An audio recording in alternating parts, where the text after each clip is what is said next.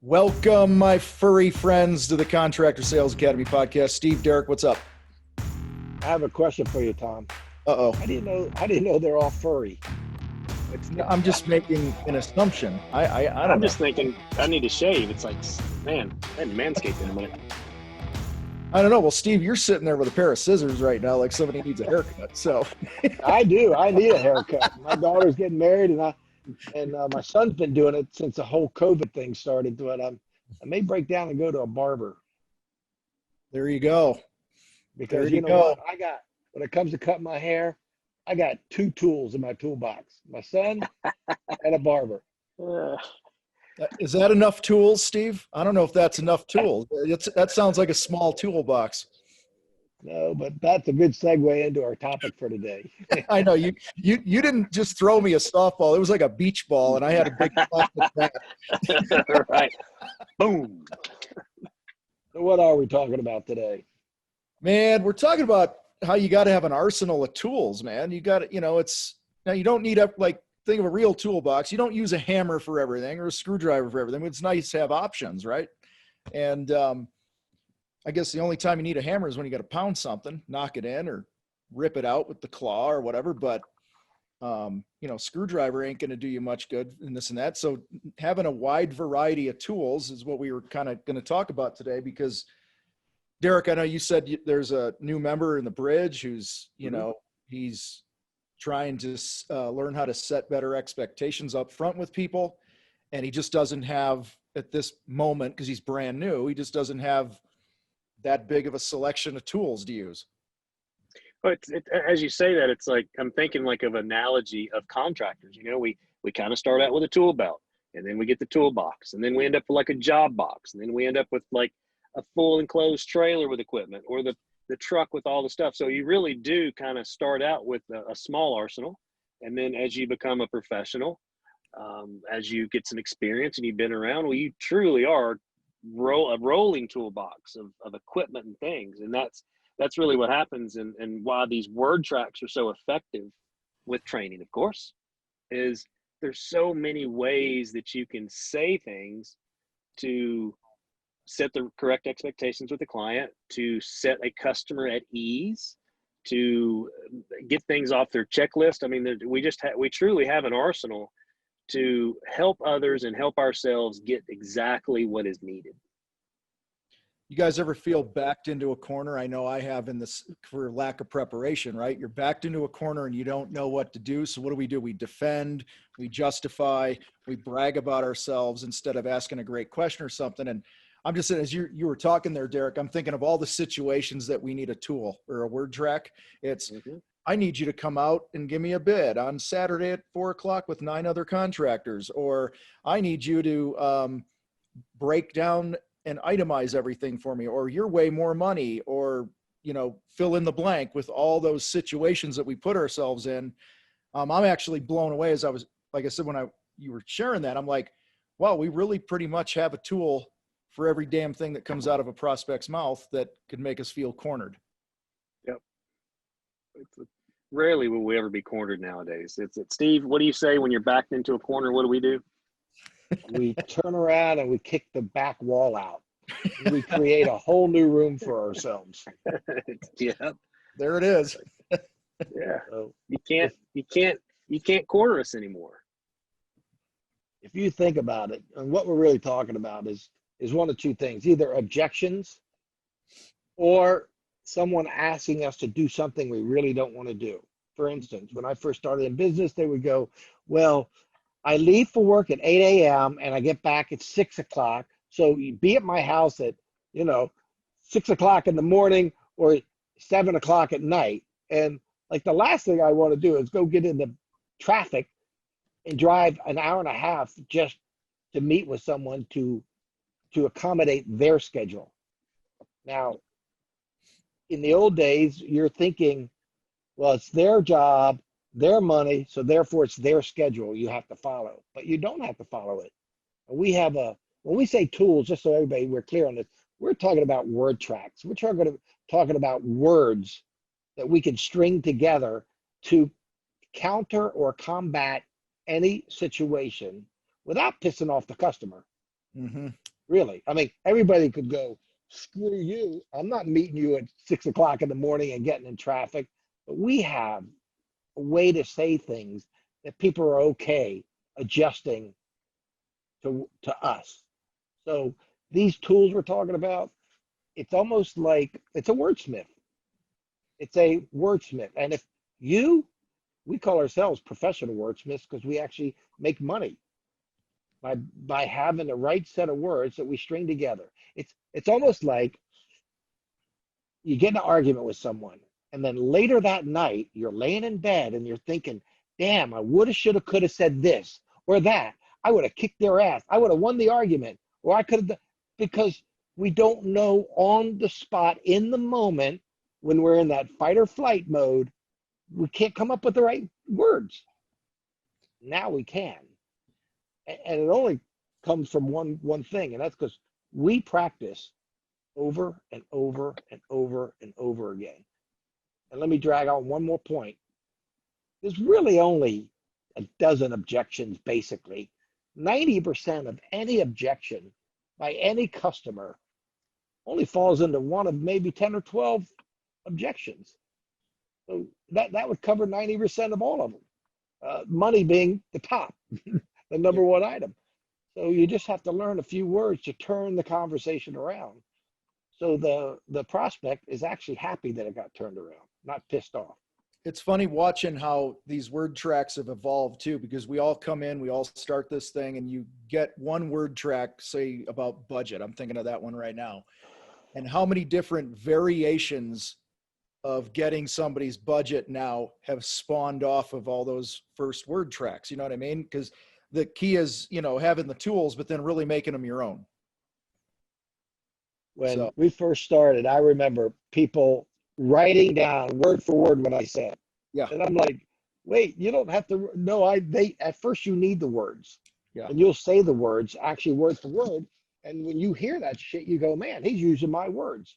But pretty soon those words become their words. And then they put their own slant, their own dialect, onto their own, what is it, nomenclature? Is that what it is? Depending on what part of the country you're from? Mm-hmm. Isn't that vernacular? Vernacular, is that the word? Y'all, you guys. Aren't we? See, it's you just have to be around people hearing these word tracks enough, and you don't have to worry about that. Steve, that's what Derek did. Derek, I mean, you came in and you said exactly what Steve said to say. Mm-hmm. And then, I don't know, 50, 60 role plays in, they started to become yours. Mm-hmm. And now, and I remember, and this is cool, it happens from time to time in the group now, I'll see, but Derek used to do this a lot. Like, you'd be like, hey, I woke up this morning and I thought of this word track. What do you guys think? And it was just like this trading of ideas. And it's cool to see how somebody will have a different spin on a word, and then it just makes the whole difference. So. And that happens a lot in the group. I was actually in the middle of a text between two other guys, and it was about a possibility of a negative review. And the guy had said something along the lines, hey, we want to give you a positive review, but there was something going on here. There was a couple of things that didn't get done like we wanted them to. So if you're okay with me posting that on the review, I will. And we're kind of going back and forth. And one thing came up in the objection handling was, that's interesting that you say that. So if you were Googling a company, looking at their reviews, and you saw that review, like you say you want to post, would you hire that company? And it's just that I was like, son of a bitch, like that was slick. Like you truly put it back on the guy and going, so what you're kind of doing is messing with me. So you kind of want me to come back out and fix something is what I'm hearing. But what if you were looking for a contract and you read that? Would you hire him or not? So don't know what's going to happen from that, but I imagine the guy's going to go, oh, I'm kind of being a dick right now, huh? Like that's definitely higher level stuff. And but that's what's so cool about the group and engaging this group. And there's so many in here, and we all rise to our highest level of training. We start asking these emotionally intelligent questions to other people in the group, and you're getting these answers that you can truly take and handle that objection immediately. So we're constantly evolving. Like I've been doing this and I feel like I'm in the upper echelon of how many role plays that have happened personally for an individual. And I'm still learning stuff all the time going, damn it, that's amazing.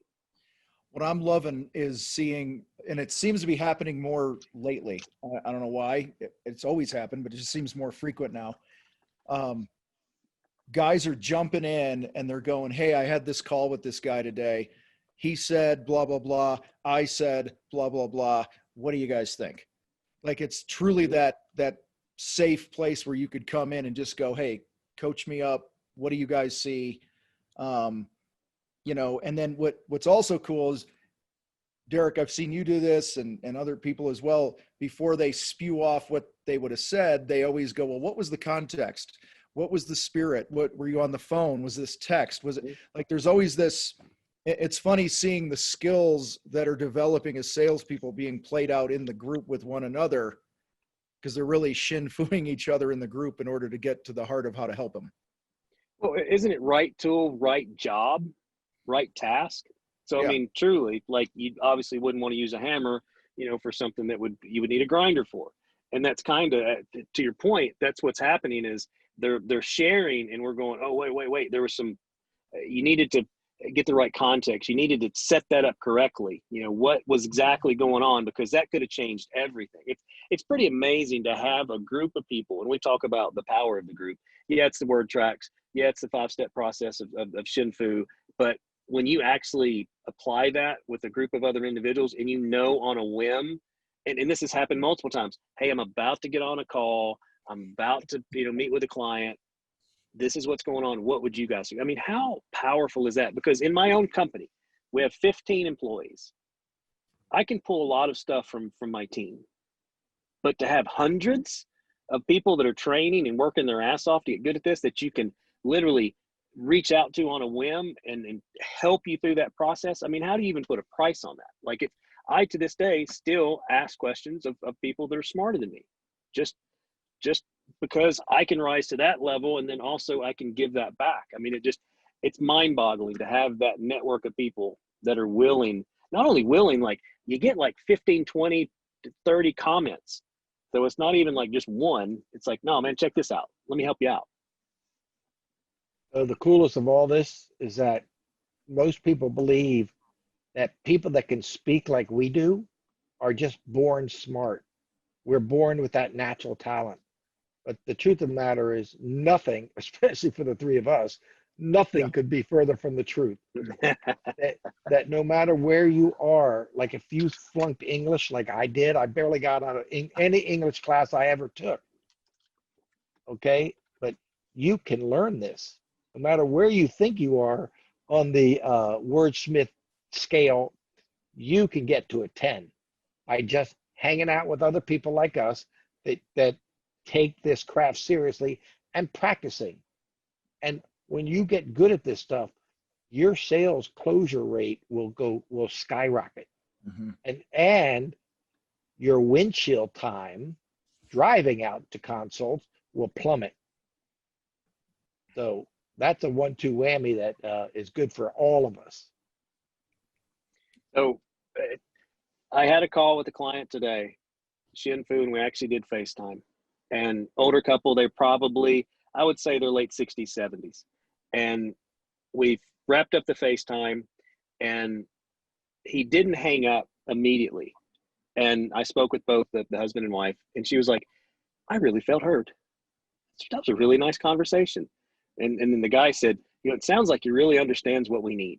And then they hung up, and it just was a moment of like, shit, I guess I am doing this right. Because you don't normally get that type of feedback, you know, but that's, I just listened to what they needed, and we walked through their space with FaceTime, and I went through, bracketed the pricing like I was supposed to. And obviously, you know, they were both there on the call. And I said, I want them to both be there when I come and meet with them. And then we talked about coming out and consulting, like went through the whole process, told them there might be some game changers. I went through all the steps over the phone via FaceTime, and it was just as normal as any other conversation. Now, obviously, when you join the group, we give you guys a script, and it's a little awkward at first, but the more effort and the more time you spend doing the role plays, it just smooths out. And it's just so normal. Why would I not want to understand what the people need? Why would I not want to talk about money? Why would I not want to make sure that all decision makers are there? Why would I not want to talk about potential game changers that would change the estimated price that I'm giving them, or I may not even be able to hire, do the job for them? And why would I not want to talk about what it costs for me to come and see them? I mean, why would you not want to do that? Every business is looking for an edge, right? Every one of us, you're competing with yourself, you're competing with your competitors, if you're an athlete, whatever. We're always looking for an edge. And Derek, as you're talking, you're sharing what they said to you or when they were hanging up the phone. That's the edge. The edge is that you created a situation where you've built your communication skills to the point using these tools we've been talking about to get to a point where the edge is that they feel heard. And I guarantee you no other contractor they're talking to took it to that level. And beyond that, not only is it the right tool, right application, but when to use it and when not to use it, when to shut up, when to actually pull the trigger on a phrase and things like that. And again, like Steve was saying and stuff, it comes from practice. So it's good shit. It's something I'm noticing too, real quick, I apologize, is, we always talk about the pause, to insert the pause for the person to process and to go through. I'm starting to notice now I'm hearing the customer enough and understanding what they need that I don't have to insert the awkward pause as much, that I really do know how to fill in that blank with what's needed and what they need to hear. And it's not about our company. It's just as they're going through it. So I'm enjoying my own personal evolution to just understanding, seeing it like we talked about before, Steve. It's just, and Tom as well, you feel like you're 100 feet above yourself looking down on it actually happening, because every call is about the same. I mean, they have a problem, we have a solution. We just have to have a conversation to understand what it costs and what the expectations are. It's pretty amazing. The crazy thing is, I think back of all three of us and every contractor we've ever known, when we first started our business 20, 30 years ago, or whatever it was. When did you start your business? And we think of all the things we need to go into business. I need a pickup truck. I need some uniforms. I need some ads in the yellow pages. You go through all this stuff, but never on anybody's radar is, I need better communication skills so life is easier for me. I can sell more. I can talk to my employees. I mean, this is the most important tool of all the tools you could have. And nobody even thinks of investing in themselves to create and enhance this tool. But this is the biggest one you could have, the best one. And it's just not even a thought in anybody's head, right? Yeah. Not only is it the best, it's the easiest one to use. I don't know how many years I was in business before it dawned on me I needed those. It's like. I know exactly how long it was. It was 19 of them.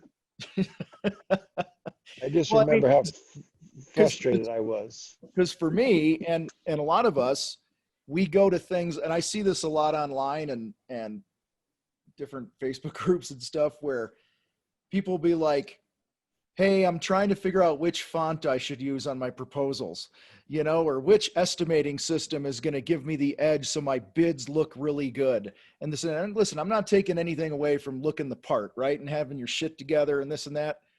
But that's like Steve, I love you, but your proposals, when I first saw them, I'm like, there's no fucking way this guy's making that much money giving this to somebody.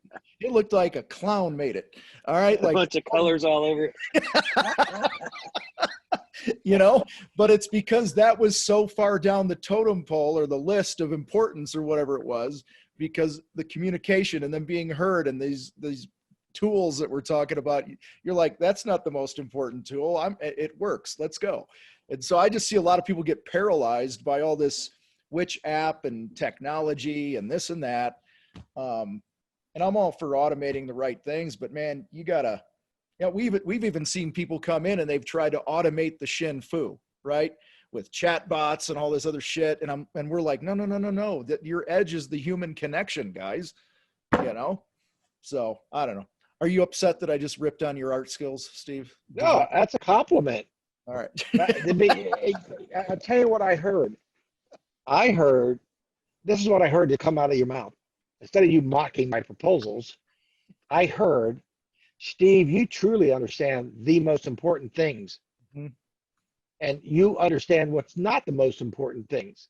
Yeah. And I do the most important things. That's why I was a millionaire by the time I was 30 years old, Mhm. because I understand the most important things, the ones that put the most amount of money in the bank account. The ones that actually have at the end of the year, tell me if this ever happened to you. QuickBooks says you made this much money, but your fucking bank account isn't anywhere near that amount of money. And you're sitting there going, Yep. what in the hell? Where did all this money go to? Well, that's because you don't know how to focus on the most important things. And what we're talking about right now, the amount of money you put in your pocket, okay, it is dependent on your ability to communicate with your fellow human being, and it's also what you really feel about yourselves as a salesperson. I mean, that's salesmanship. I mean, Derek, 20 years ago, you would have said, I'm a great salesmanship because you could bullshit and open your mouth and Yeah. spew. But the worst, Yeah. but what you really were was a terrible salesman. Mhm. Yeah, absolutely. Now, It but was, I now was excited. you are a seasoned professional, and Tom and I both watched you sell hundreds of thousands of dollars live over the telephone with pictures. Not thousands, hundreds of thousands.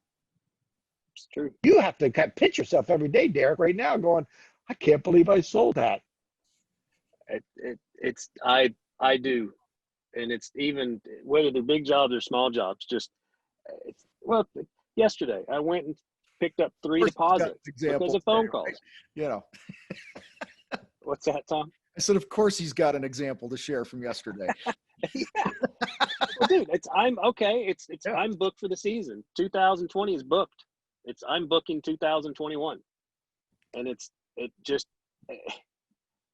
yeah. I should stop and appreciate it a little more than I do because it's so normal now. It's just like it's So this like is a podcast. And so just for all you people in podcast land, I'm giving Derek the finger going, you, because Yeah. I hate these that go, I'm booked for the next 10 years. I'm booking out till the Well, year Steve, 3030. it's easy to book out that far when you're only making a 25-30% gross profit on your projects. oh, absolutely. That makes it way easier.